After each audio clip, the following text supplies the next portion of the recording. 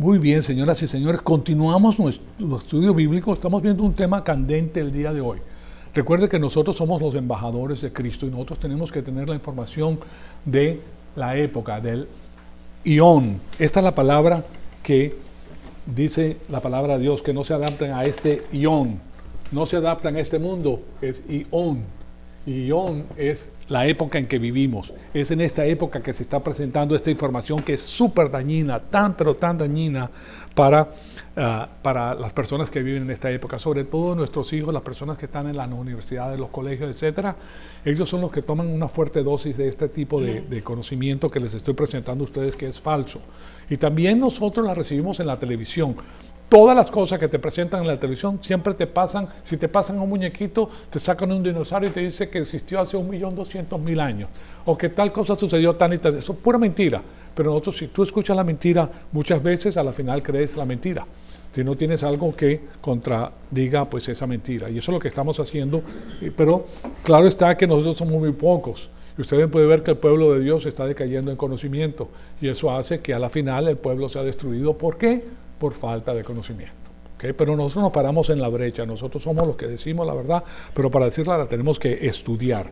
Y eso es lo que estamos haciendo. Pues entonces, ahora estuvimos hablando del asunto de que, viendo el texto que existe entre Génesis 1:1 y 1:2, que existe una brecha. Y que históricamente fue un par de hombres que vivieron en el siglo XIX, que fueron influenciados por la geología histórica, y ellos fueron los que permiten pues el sincretismo de permitir esa información en la Biblia, y eso fue creciendo dentro de la misma iglesia. Entonces ellos trataron de añadirle de 30 a 40 mil años a la edad de la Tierra, y les comenté que este señor llamado Thomas Chandler se pegó fuertemente pues al punto de vista que había existido ya por algún tiempo, y la idea que existía esa brecha entre Génesis 1:1 y 1:2 regresa por lo menos hasta los tiempos de Cristo y más atrás. Y basado en ciertas representaciones talmúdicas, se puede hacer un caso justo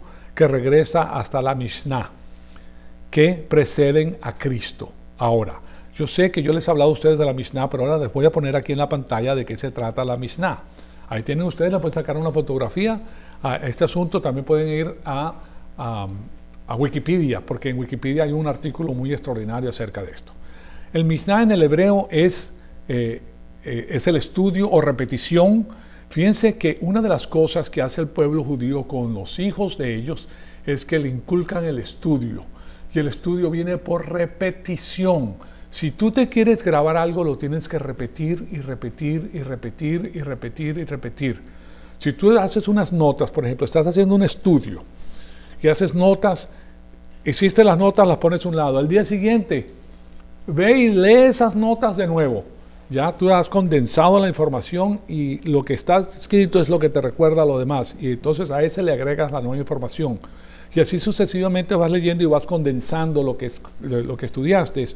Y lo vas poniendo en un tipo de librito. Pues aquí comienza lo vuelves a leer al día siguiente estudias algo nuevo, vuelves a leer lo que hiciste en el número 1 y ahora en el número 2. Al tercer día estudias algo nuevo, pero antes de estudiar vas y regresas al número 1, 2 y ahora al número 3. ¿Se dan cuenta? Y así sucesivamente, y eso se te queda pegado en la mente por repetición. Entonces, la Mishnah tiene que ver con la repetición, con el estudio, y también habla de algo secundario. Entonces, es un cuerpo exegético. Cuando hablamos de la exégesis, estamos hablando de la acomodación de las palabras para tener sentido, ¿verdad? De las leyes judías compiladas, que recoge y consolida la tradición oral judía, y además de eso, permíteme aquí un momentito, la tradición oral y desarrollada durante los siglos, desde los tiempos de la Torá o la ley escrita. Ya ustedes saben que la ley escrita, ¿cuándo terminó la ley escrita de Israel? ¿Cuál fue la última persona que escribió el libro de Malaquías? Pues fue Malaquías, ¿verdad? Y fue ¿cuántos años antes de la venida de nuestro Señor Jesucristo? ¿Se dan cuenta? O sea, estamos hablando de unos 400 años aproximadamente antes de la venida de nuestro Señor Jesucristo.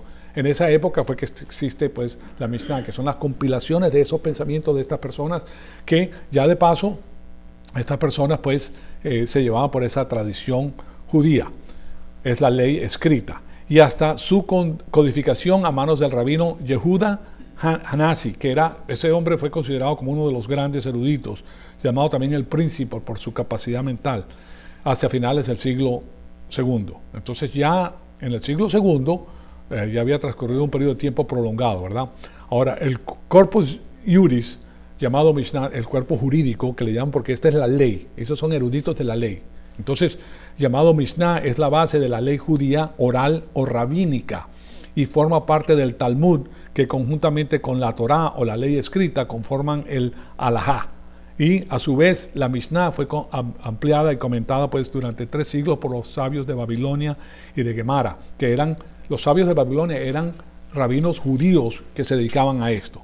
En tanto, la Mishnah original y su exégesis o Gemara recibieron conjuntamente el nombre del Talmud. Entonces ahí vienen estos asuntos. Desde esa época entonces, este asunto de la brecha se consideraba, de la brecha entre 1.1 y 1.2, debido a que ustedes pueden ver que se habla de la exégesis ahí, y la exégesis obliga al hecho de que ahí hay una brecha, pero la brecha fue hecha para explicar el asunto de la caída de Satanás. Y más adelante, en otros versículos bíblicos, esa explicación es otorgada. Entonces, Clemente de Roma, ahora vamos a hablar de los padres de la iglesia primitiva. Clemente de Roma, al final del primer siglo después de Cristo, Orígenes, en la parte posterior del segundo siglo, y Tertuliano, todos traducen a Génesis 1.1 y Génesis 1.2 con el mismo contraste, indicando pues que existe una brecha entre el versículo 1 y el versículo 2.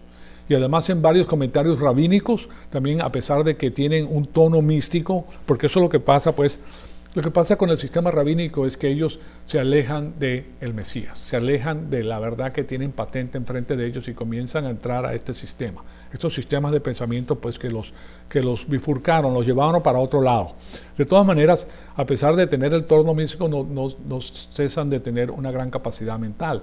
Pero ahora, cuando tú te alejas de la palabra de Dios, ya no tienes la inspiración del Espíritu Santo, pero sigues siendo una persona muy inteligente, ¿correcto? Entonces ahora te presta para empezar a meter cosas del mundo en tus pensamientos sin darte cuenta por la sutileza que tiene Satanás. ¿Okay? Quiero que tengan eso en el trasfondo. Entonces, el asunto es que en estos comentarios rabínicos, a pesar de tener ese tono místico en la manera que aplican el texto, no pudieron llegar a donde llegaron si no asumían la brecha entre el versículo 1 y el versículo 2. O sea que humanamente hablando y a través de la exégesis, ellos llegaron a esa conclusión de que existía una brecha.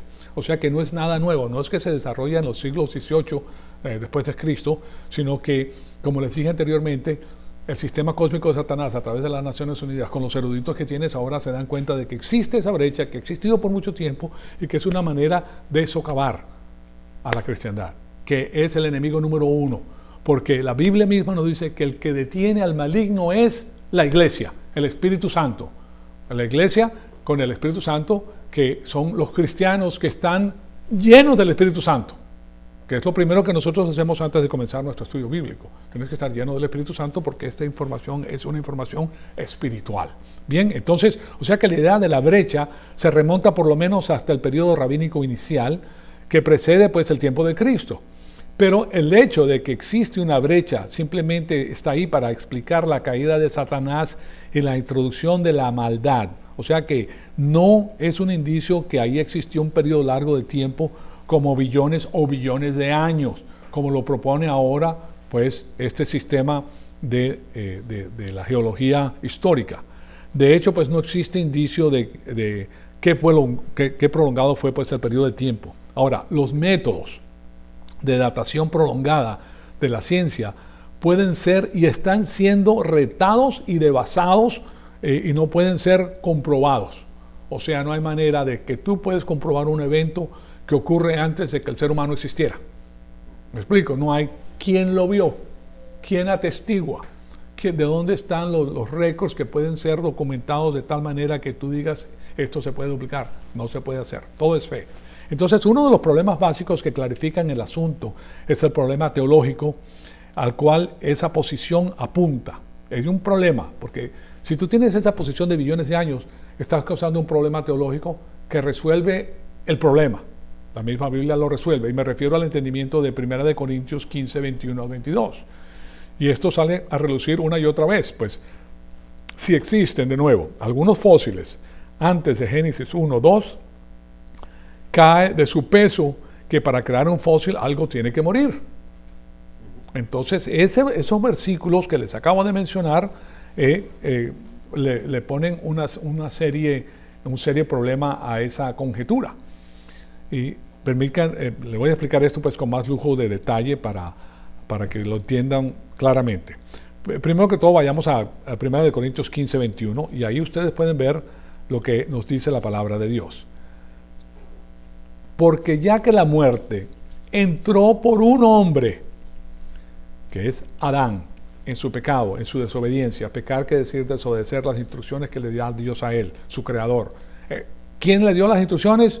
Jesucristo, antes de su encarnación. ¿Okay? También por un hombre vino la resurrección de los muertos.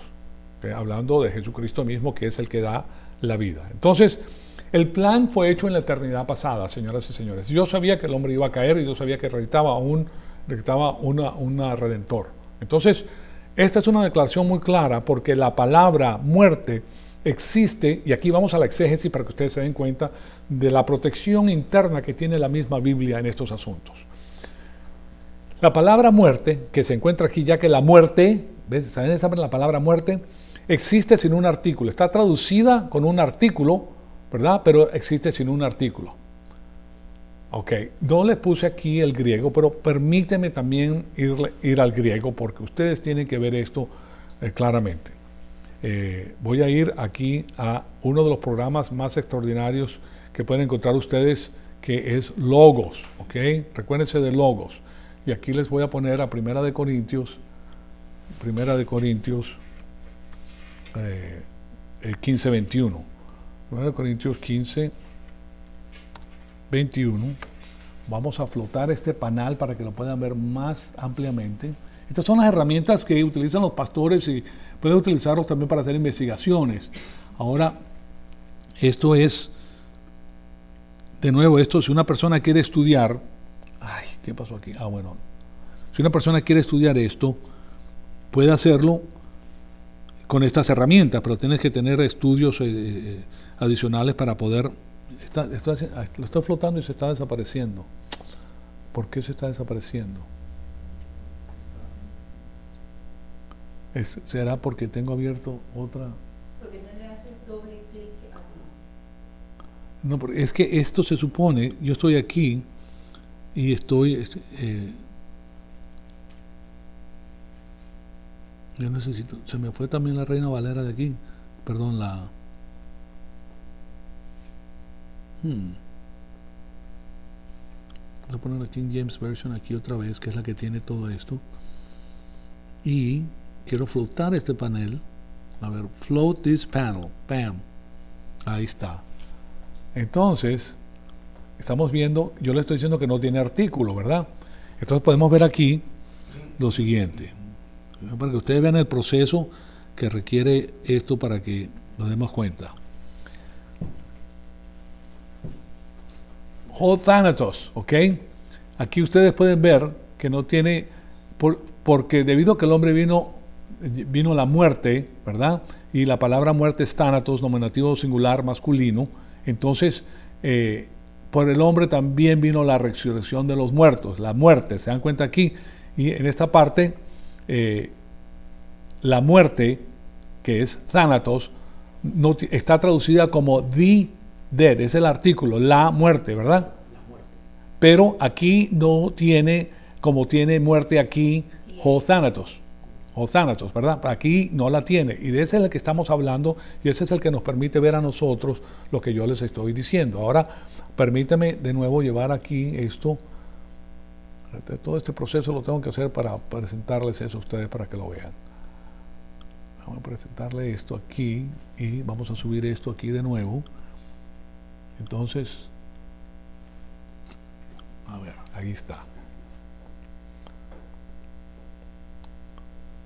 Entonces, en 1 Corintios, la muerte entró por medio de un hombre y también por un hombre vino la resurrección de los muertos. Entonces, aquí vemos que esta palabra, necros, que es la que estamos viendo, está sin el artículo, lo cual significa su uso cualitativo. Entonces estamos hablando de algo que está hablando de algo generalizado y se refiere a la muerte como un principio. ¿Okay? Como el principio, la muerte viene por medio del hombre. Y eso significa que cualquier otra cosa que pueda decir acerca de la rebelión de Satanás no puede decir que ellos murieron espiritualmente. Los ángeles no murieron espiritualmente. No se puede aplicar la palabra muerte, que es necros, a lo que sucedió a los demonios cuando se rebelaron en contra de Dios. O sea, la rebeldía vino entre el capítulo 1 y el capítulo 1:2. Entonces, pero ellos no murieron espiritualmente porque son ángeles y los ángeles no pueden morir.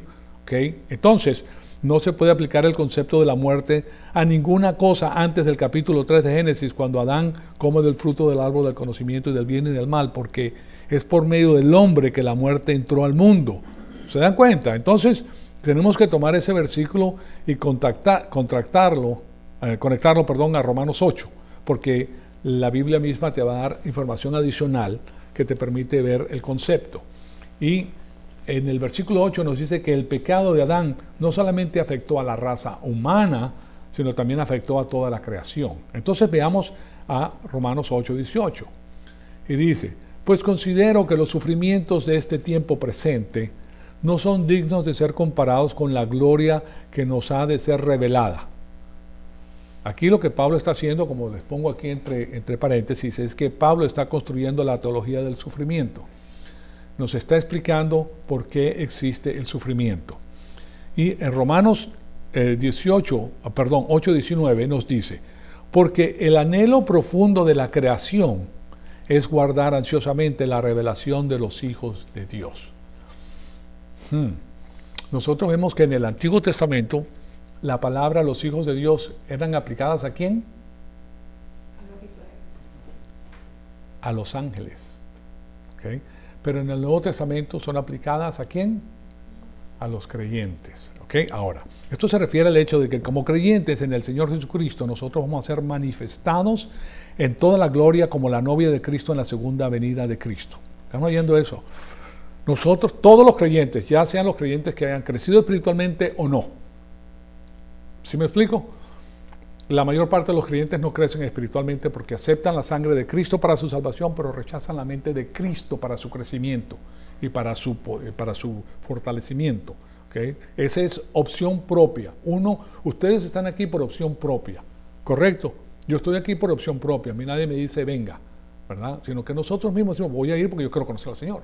¿Okay? Entonces, en ese momento es que la maldición, cuando regresen los hijos de Dios en su gloria con Cristo, en ese momento es que la maldición es echada atrás. Tiene que pasar por el proceso del juicio de la apelación.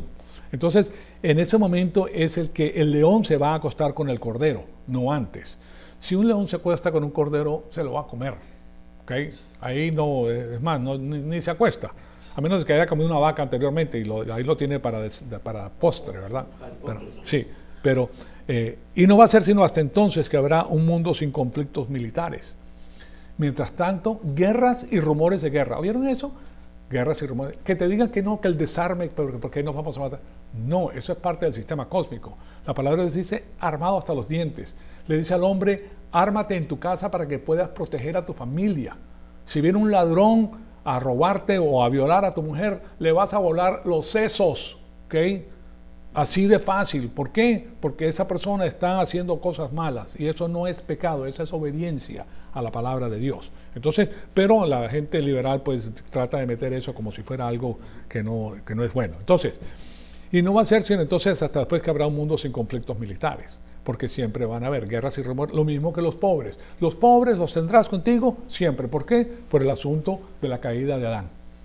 ¿Vas a eliminar la pobreza? Nunca. Nunca la vas a eliminar. No hay manera de eliminarla. Entonces, no es eso, sino hasta entonces que la maldición comienza a ser echada atrás. O sea que la paz mundial va a existir cuando el Señor Jesucristo gobierne la faz de la tierra. Solamente, no antes. O sea que entre Génesis 3 y la segunda venida de Cristo, en Apocalipsis 19, van a haber guerras y miserias en toda la creación. ¿Por qué? Porque el pecado original de Adán causó eso. Ahora, si tú eliminas la muerte por medio de ese hombre, porque existió otra raza antes de Adán, echaste abajo todo esto. Entonces no concuerda, o sea que es un ataque, es una indirecta, que ellos vienen con la creación y con la ciencia y con este país, te tumban todo lo que la Biblia tenía armado, que Dios lo hizo para dejarle saber al hombre la realidad. Cosa que se ha cumplido al pie de la letra. Todas las promesas que he dicho hasta el momento que se tenían que cumplir se ha cumplido. Nadie puede hacer eso. Entonces, pero son abogados. ¿Quién está defendiendo su propio caso? ¿Quién es el abogado que defiende su propio caso? Satanás es el abogado que está defendiendo su propio caso. Ustedes han oído a los abogados. Son unos pícaros. Ellos utilizan todo tipo de cosas para salirse con la suya. Entonces, en Romanos 8, 21, 20 al 21 nos dice lo siguiente. Porque la creación fue sometida a vanidad, que es futilidad. Futil es hacer algo que no te sirve, o sea, ¿para qué lo vas a hacer? Pérdida de tiempo. ¿Okay? Y la creación completa es vanidad. Es vanidad, todo lo que tú ves es vanidad, que tú quieres hacer y quieres lograr. Está bien, Dios te da un estándar. El estándar es que si tú tienes ropa, tienes comida, tienes transporte, estás bien. Es todo lo que necesitas para ser feliz. La felicidad no es lo que tú tienes, la felicidad es lo que tú eres. Y Dios te da la felicidad. Ahora, que Dios te bendice, si estás con Él, te bendice porque esa es su política, pero es el estándar mínimo. Pero esa vanidad de querer ser el más grande y el más poderoso y el que más, o sea, todo eso es vanidad. ¿Okay? Entonces, la creación toda fue sometida a vanidad. No de su propia voluntad, sino por causa de aquel que la sometió en la esperanza de que la creación misma también será liberada de la esclavitud, de la corrupción, a la libertad de la gloria de los hijos de Dios. Los hijos de Dios son los que regresan a gobernar la faz de la tierra, señoras y señores. Y esta es la embajada o la universidad donde tú recibes la información divina para poder lograr el objetivo de glorificar a Cristo. Porque cuando nosotros crecemos, nosotros glorificamos a Cristo, porque sabemos de qué se trata. Y no perdemos el tiempo con las babosadas del mundo, señoras y señores. Esto no es una religión, por eso es tan importante. Bueno, de todas maneras, el asunto en el versículo 21 es que, aquí les di el versículo 21, 20 y 21. Ahora, el asunto en el versículo 21 es que la creación no ha sido liberada todavía, no ha experimentado los beneficios de la redención, hasta que los hijos de Dios sean manifestados en la segunda venida de Cristo. Y esto indica que hay ramificaciones claras en la naturaleza.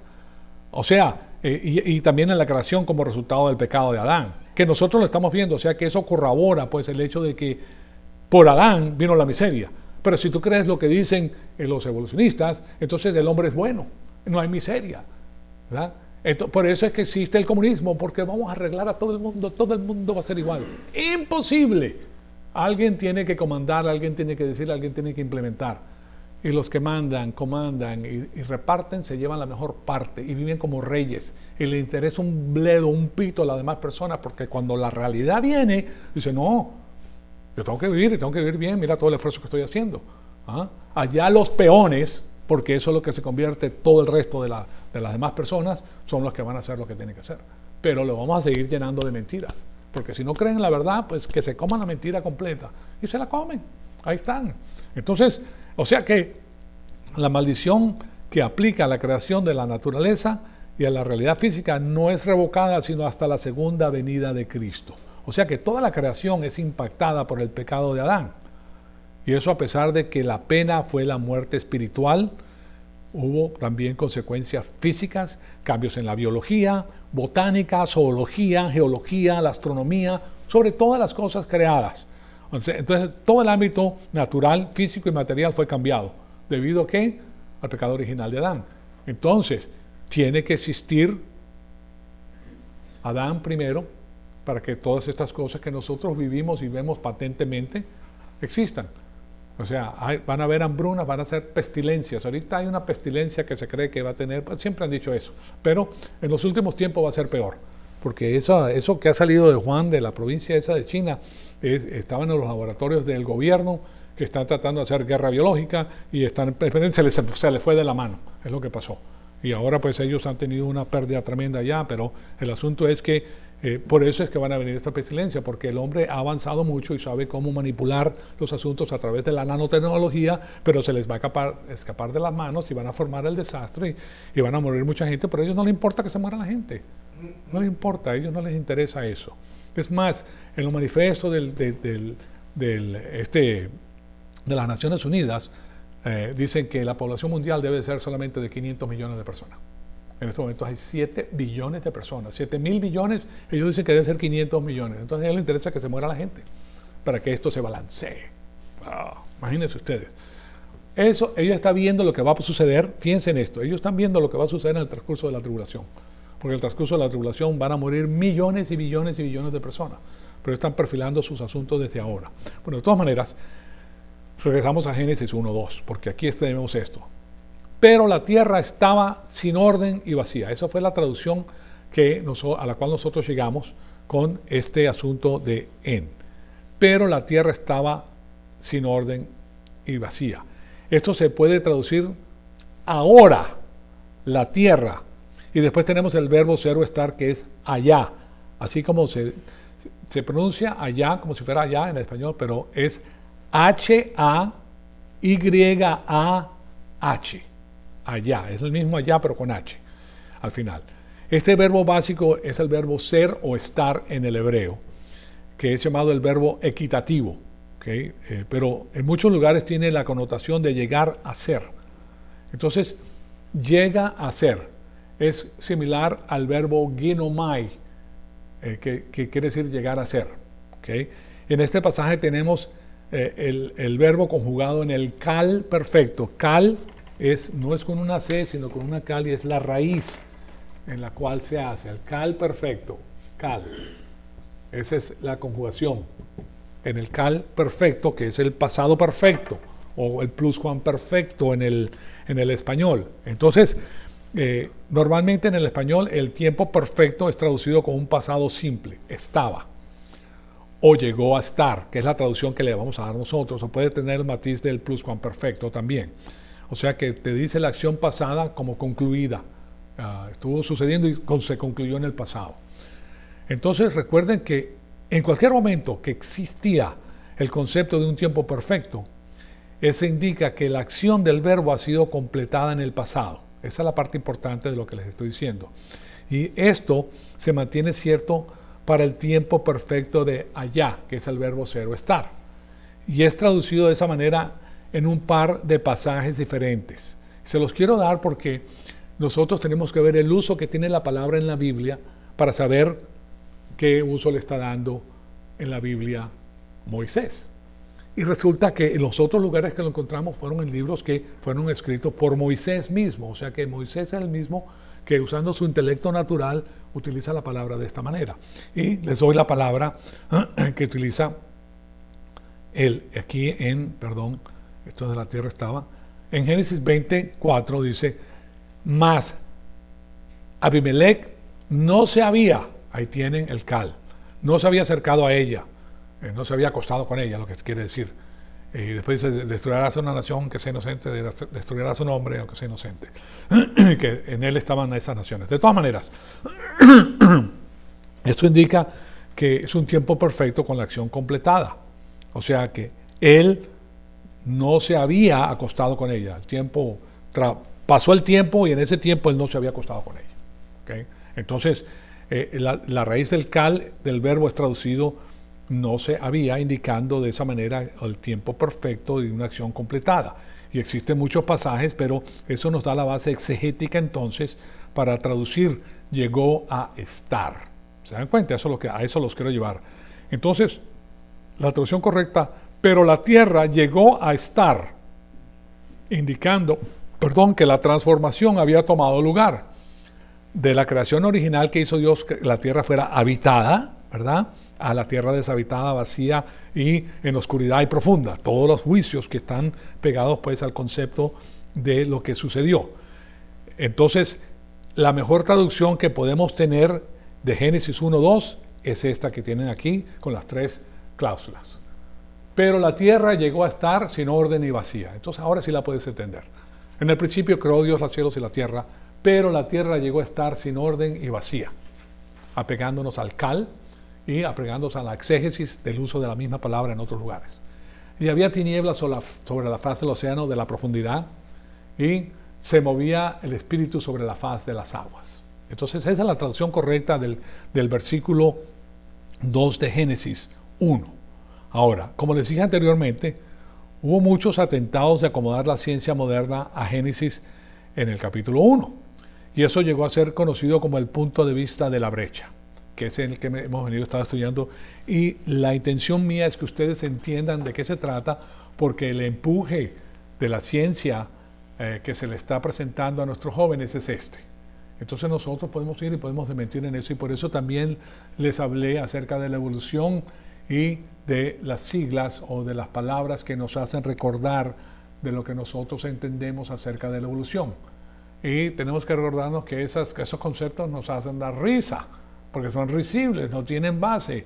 Entonces llegamos a cosquillas en el estómago, cosquistómago, ¿verdad? Y ahí está cósmico, químico, cosqui, ¿verdad? Estelar, orgánica y macro. Estómago, cosquillas en el estómago. Si tienes eso, puedes discutir con cualquier persona el asunto de la evolución y echar abajo todo eso, porque nosotros sabemos que cada punto de eso no llega a ningún lugar. ¿Okay?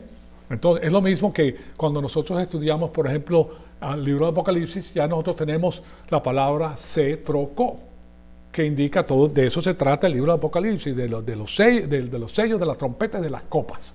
Se trocó. ¿Okay? O sea que hay cosas que nos ayudan a nosotros. ¿Perdón? Sí, sí. Nos ayudan a nosotros a recordarnos. Te recordaste en muy buen tiempo, de paso. Ya lo teníamos listo. Gracias de todas maneras. Ya, casi culminando, pero lo hicimos, pues. O sea que son cosas que nos ayudan. Cuando estudian estas cosas nos ayudan a nosotros a retener la información, sobre todo en este tema tan importante. Y por eso se lo he puesto ya 5 veces en la pantalla, en los 5 veces que nos hemos reunido, 6 veces, para que lo tengan vigente. Bien, entonces, otro atentado de acomodar el asunto, fue el de el creacionismo progresivo. ¿Okay? Y la definición de este creacionismo progresivo es la siguiente.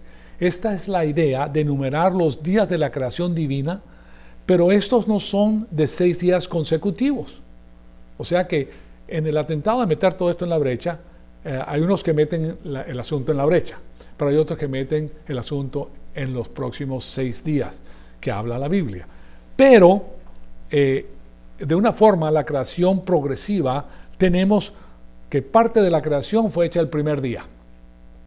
Y después transcurren, digamos, 1.000.000 de años entre el primer día y el segundo día. ¿Se dan cuenta?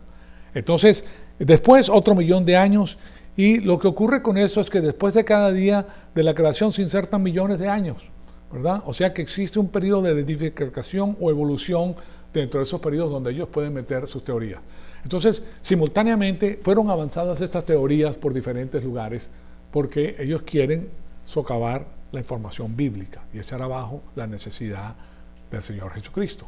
Ustedes comprenderán que estos jóvenes que están escuchando eso en los colegios, dicen, no, eso no se necesita. El hombre ha existido billones y millones que Adán. Ustedes dicen que Adán llegó hace 7.000 años, sino eso lleva billones de años. Ustedes son unos imberbes, ustedes no conocen nada, son unos estúpidos. ¿Okay? Porque nosotros sí tenemos la ciencia a nuestro favor. ¿Cómo desmientes eso? Por eso estamos viendo esto. Entonces, otro punto de vista conocido como el día-edad. El día-edad es donde cada día no es un día literal de 24 horas, sino que cada día puede ser de 2 o 3 millones de años. Cada día. Pues todo esto nos guía a nuestra próxima pregunta. ¿Qué tan largos son los días que expone la Biblia en Génesis? ¿Verdad? Algunas personas que mantienen el punto de vista del día-edad, que ese es el concepto que les estoy presentando, el tercer concepto, utilizan los versículos tales como el de Salmo 94. Y fíjense lo que nos dice. Porque 1000 años delante tus ojos son como el día de ayer, que pasó, y como una de las vigilias de la noche.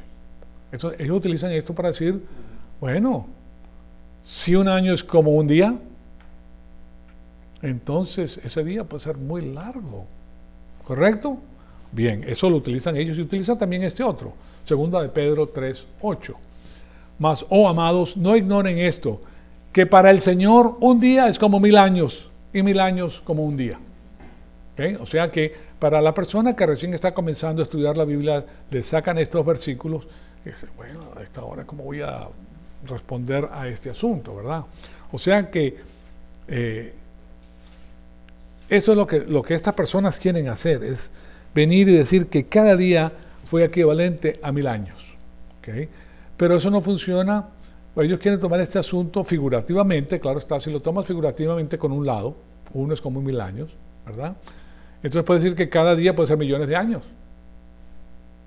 ¿Correcto? Y por eso, claro está, pueden proporcionar ese punto de vista, pero eso malinterpreta completamente tanto Salmos 90 como segunda de Pedro 3. El asunto en ambos de estos pasajes es que Dios no está sujeto al tiempo. O sea, Dios es eterno. Eterno significa que Dios no está sujeto al tiempo que Él ha creado. O sea que Dios no tiene días. Él no tiene nada parecido a un día. Él tiene un estado presente eterno. Él ve todas las cosas simultáneamente. Todo lo sabe simultáneamente. No tiene ese problema. Hay sucesiones en las criaturas que Él hace, pero en lo que concierne a Dios, Él es eterno. O sea que esto no debe ser tomado literalmente, simplemente es una declaración de que Dios es eterno y que nosotros no debemos tratar de encajar a Dios dentro de nuestro marco de referencia cronológico. ¿Okay? Dios no es un ser temporal como lo somos nosotros. Cuando llegamos a las descripciones de los días en Génesis 1.3 hasta Génesis 2.3, podemos ver que hay ciertas calificaciones o requisitos que llenan esos días para saber de qué se tratan. O sea que no vienen solos, como ellos ponen estos, los sacan de su contexto y lo utilizan como si fuera tal. Por ejemplo, el versículo 5 del capítulo 1 de Génesis tenemos lo siguiente, y aquí ustedes pueden ver la diferencia que existe, que es dramática. Y llamó Dios a la luz día y a las tinieblas llamó noche. Estas tinieblas es la oscuridad, de nuevo. Fíjense que porque sabemos que es noche, él dice la oscuridad la llamó noche. Y fue la tarde y la mañana un día. ¿Okay? O sea que con esta calificación que él le da, nosotros sabemos que se trata de un día de 24 horas. De cualquier manera, que leas el texto, sugiere que esto tiene el mismo marco de referencia que nosotros tenemos. El mismo marco de referencia. Después de una noche, una mañana, viene el próximo periodo de 24 horas. Además, pues la palabra hebrea que describe el día, el nombre es Yom. ¿Se recuerda que estuvimos hablando ayer de Yom Kippur, el día de la expiación? Pues en el español se traduce como Yom, pero en el hebreo es Yom. Claro está la transliteración. Entonces tenemos Yom, mira, muy parecido a Yom. No, ese no es Yom. Yom. Pero en el hebreo es Yom. Y la palabra en inglés es Yom Kippur, con doble P. El día de la expiación, ¿verdad? Pero Yom en el español lo traduce con una I. Yom, el día. Entonces, esta palabra, Yom, es algo interesante. ¿Por qué? Les voy a decir por qué. Siempre es utilizada con un número ordinal. El número ordinal es el que ordena las cosas, pues 1, 2, 3, 4, 5. Tiene una secuencia. Siempre se refiere a un periodo de 24 horas cuando es utilizado. Y en cada uno de sus usos en el Antiguo Testamento, y en el Antiguo Testamento se encuentran 259 usos de la palabra Yom. Y cada uno de estos se refiere a un periodo literal de 24 horas. ¿Okay? Porque siempre está acompañado con ese ordinal. Hay un problema en el pasaje de Oseas, donde discrepa pues de los 259, y es utilizado pues con un idioma que se basa en el entendimiento de un periodo de 24 horas. O sea que de todas maneras encaja dentro del periodo de 24 horas. O sea que la terminología de mañana y noche siempre lo califica. O lo califica el número ordinal o lo califica el día y la noche, que es un periodo de 24 horas. Entonces, algunas personas sugieren que la palabra mañana, que es la palabra hebrea boker o boker, esa es la palabra hebrea, se las pongo aquí.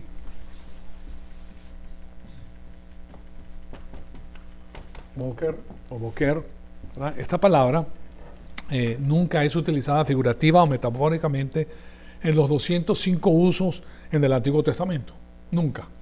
Nunca es usada figurativamente. Entonces no la puedes utilizar. Si no la utiliza aquí, no la puedes utilizar de esa manera. O sea que es un asunto literal, es una maña que tienen ellos de tratar de sacar una cosa y ponerla de otro lugar. Además, hay otra contención que se hace en Génesis 2.4. Se las pongo aquí a Génesis 2.4. Les está dando una serie de evidencias que ustedes pueden ver y pueden comprobar, pues, de que estas cosas que ellos proponen bíblicamente son descalificadas, son echadas abajo, porque cuando estudias las cosas de la manera correcta te das cuenta de que ellos están proponiendo algo que no existe, que no tiene manera de ser y por qué ser. Entonces, estos son los orígenes de los cielos y de la tierra, cuando fueron creados. Y después, en lo que no está en la traducción que le puse entre paréntesis es la palabra en. Esa palabra no está traducida. Es más, fui a diferentes libros, diferentes Biblias, diferentes traducciones, y siempre sale, estos son los orígenes de los cielos y de la tierra cuando fueron creados. El día que Jehová hizo la tierra y los cielos. ¿Okay? Pero en el hebreo aparece la palabra en. Lo que pasa es que aparentemente pues, no se necesita en el español, porque se sobreentiende, pero en el hebreo nos deja saber que ahí hay algo. Entonces, eso lo tenemos que ver. Ahí la palabra día no se refiere a un periodo de 24 horas, sino que es igual a toda la semana, ¿verdad? Estos son los orígenes de los cielos y de la tierra cuando fueron creados. El día que Jehová hizo la tierra y los cielos. Pero nosotros nos damos cuenta que aquí hay algo adicional. Nadie que conoce el idioma original argumenta que el término día en el hebreo no se pueda referir a un periodo de tiempo prolongado. ¿Okay? No, o sea, no cabe en la mente porque de acuerdo al uso que tiene la palabra. Ahora, es cuando es calificado por un número ordinal o cuando es calificado por las frases tales como la noche y la mañana, que siempre significan un periodo de 24 horas. ¿Okay? A eso se refiere. En esta frase en particular se encuentra con la preposición be en el hebreo, be, que significa en el español. Ahora, cuando tenemos esa preposición, se trata de una expresión idiomática para ese periodo de tiempo, o sea que es un término general. En el día de, ¿ok? En ese periodo de tiempo, está hablando de un periodo de tiempo, o sea que puede caber la cantidad de días que se están diciendo, pero lo que nosotros nos referimos cuando estudiamos esto es que tiene que ver específicamente con el acompañamiento del número ordinal en el yom o de día y noche. Eso lo califica como un día literal de un día, y eso precisamente es lo que hace el Señor con los 6 días de la creación, constatando de esa forma que son días literales de 24 horas. Y que tú no te puedes salir de la sana exegesis para traer algo que no concuerda con lo que en realidad se está diciendo. ¿Se dan cuenta? Entonces ellos utilizan todas estas artimañas para poder inyectar su pensamiento en la Biblia, utilizando pues la dialéctica. ¿Estamos de acuerdo que un día puede ser esto? Sí, estamos de acuerdo que un día puede ser esto. Lo puede decir una persona que no conoce y no sabe este asunto de la exégesis y del uso de las palabras en el idioma original. ¿Se dan cuenta? Entonces, si no tienes ese conocimiento, y muchos de los teólogos no tienen conocimiento de los idiomas originales, ¿okay? Solamente ellos estudian lo que estudiaron otras personas, porque así es, pues, todos nosotros tenemos conocimiento que viene de otras personas, todos, no hay excepciones. ¿Okay? Ahora, cuando tú tienes un conocimiento vasto, puedes empezar a crear, pero dentro del contexto permitido. Pero de otra manera, toda la información viene de otra persona. Moisés recibe la información de otra persona, del Señor Jesucristo antes de su encarnación. ¿Okay? Él es el creador, es el que crea todos los conceptos. Él los recibe y los escribe. ¿Okay? Todos nosotros recibimos esta información que yo les doy, no es mía. No, Señor, no puedo. Yo no puedo hacer todo esto. Ustedes comprenderán que yo no puedo salir con todo esto. Pero han habido personas antes de mí que han indagado palabra por palabra y han dicho las cosas que han hecho y han estudiado lo que han estudiado. Y ahora yo lo que tengo que saber es dónde se encuentra esa información. ¿Sí se dan cuenta? Para poderla preparar. O sea, si tú vas a preparar una torta, no puedes preparar de tu mente, no pueden salir los ingredientes. Te imaginas los ingredientes y lo preparas la torta. ¿Puedes hacer eso? No. Tienes que tener los ingredientes para poder preparar la torta, ¿ok? Bueno, lo mismo pasa con este asunto. O sea, cualquier cosa que tú veas en este mundo, siempre tiene que haber alguien que precede. El asunto es que nos permite a nosotros ver de qué se trata. Tenemos que estar al tanto de todo esto. Vamos a seguir la semana que viene en este asunto porque ustedes pueden ver que es sumamente interesante y a nosotros nos equipara para poder ¿cómo se llama? Presentar el Evangelio de la salvación de la forma correcta y echar abajo todas las mentiras que ellos proponen para echar abajo el Evangelio de la salvación, porque de eso se trata. No hay necesidad del Evangelio de la salvación porque aquí el hombre existió antes de que se hiciera Adán. ¿Okay? Fue un proceso evolutivo, etcétera, etcétera. O sea que todo eso nosotros lo entendemos y lo podemos explicar. Por eso estamos también en la repetición. ¿Okay? Entonces ahí terminamos nuestra clase. Amadísimo Padre, te damos las gracias por este privilegio extraordinario que nos has dado de escuchar tu poderosa palabra. Te pedimos que el Espíritu Santo nos siga retando, Señor amado, para seguir creciendo y para conocer todos estos conceptos que son tan interesantes para la defensa del Evangelio. Te pedimos que el Espíritu Santo nos rete con todo esto y que todo lo que nosotros produzcamos sea para la gloria y la honra de tu Hijo amado, nuestro Señor Jesucristo. En su nombre te lo pedimos. Amén.